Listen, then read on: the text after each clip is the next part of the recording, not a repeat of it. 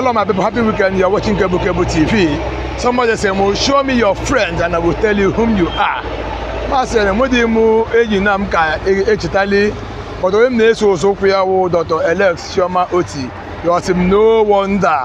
Because I want to be like him, I want to follow him, I want to be popular like him, I want to do wonders, I want to impact life like him.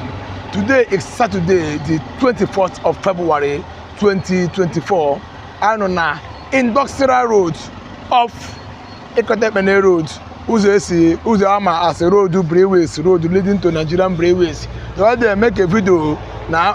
Ama Kaleba measure ya. But today, every dollar wire, escape all the whole old Kurota. You can see the disintegrator and the missing leveling as a Kamzubo. Here this man on arrow. You are watching Kebu TV and on Imaba. I love